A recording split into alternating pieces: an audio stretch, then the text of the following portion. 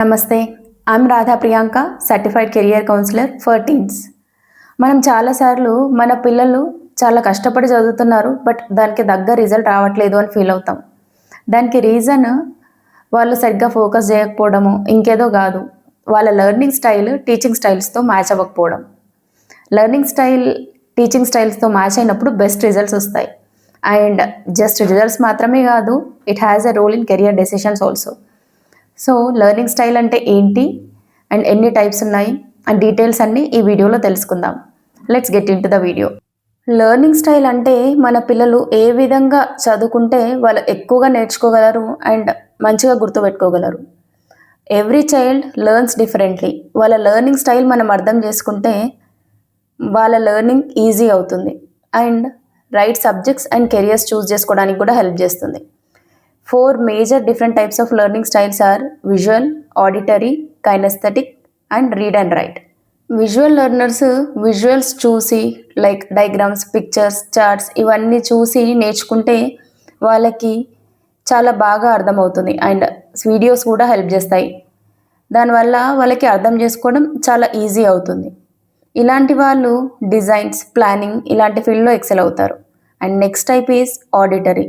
వీళ్ళేంటంటే వినడం ద్వారా ఎక్స్ప్లెనేషన్, డిస్కషన్స్ అండ్ స్టోరీస్ రూపంలో నేర్చుకుంటే చాలా ఈజీగా నేర్చుకుంటారు.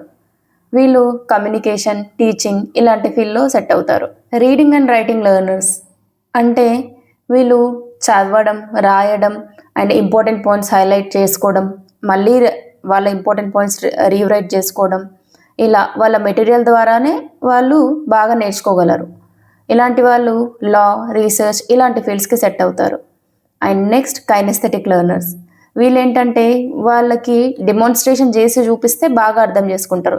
లైక్ ఎక్స్పెరిమెంట్స్ చేసి, hands on work, movement and action ద్వారా వాళ్ళు కాన్సెప్ట్స్ని బాగా అర్థం చేసుకుంటారు. వాళ్ళకి ప్రతిదానికి ప్రాక్టికల్ ఎగ్జాంపుల్స్ కావాలి అండ్ ప్రాక్టికల్ డెమాన్స్ట్రేషన్ అవసరం.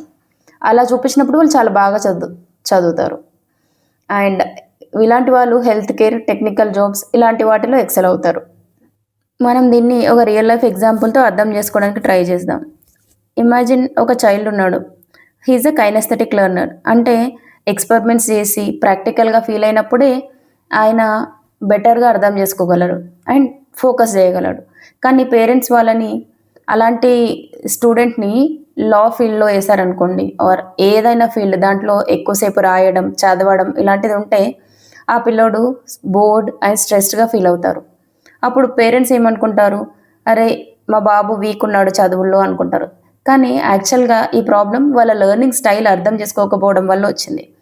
కానీ అదే పిల్లోడిని మనం సైన్స్ ఫీల్డ్లో వేస్తే ఎక్కడైతే ల్యాబ్ యాక్టివిటీస్ చేసి అండ్ మోడల్స్ యూజ్ చేసి ఎక్స్ప్లెనేషన్ చేస్తారో అలాంటి ఫీల్డ్ చూస్ చేసుకుంటే అక్కడ ఆ పిల్లోడు ఎక్సెల్ అవుతాడు. అలాంటి ఏరియాలో న్యాచురల్గా లెర్నింగ్ బాగుంటుంది. దానివల్ల పిల్లోడి కాన్ఫిడెన్స్ ఇంప్రూవ్ అవుతుంది అండ్ పర్ఫార్మెన్స్ కూడా ఇంప్రూవ్ అవుతుంది. ఇక్కడ లెర్నింగ్ స్టైల్ అర్థం చేసుకొని వాళ్ళ కెరియర్ చూస్ చేసుకుంటే వాళ్ళ ఇంట్రెస్ట్, మార్క్స్ అండ్ ఫ్యూచర్లో కంప్లీట్ షిఫ్ట్ చూస్తాం మనం.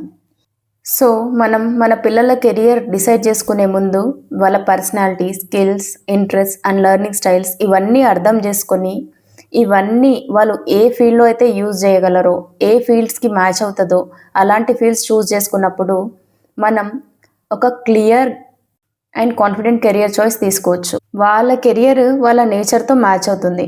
అందుకే వాళ్ళు రిలాక్స్డ్గా, హ్యాపీగా ఆ ఫీల్డ్లో పనిచేసి సక్సెస్ఫుల్ అవుతారు. లెర్నింగ్ స్టైల్ మన పిల్లల కెరియర్ డెసిషన్స్ని ఎలా ఇంపాక్ట్ చేస్తాయో డీటెయిల్గా తెలుసుకున్నాం కదా.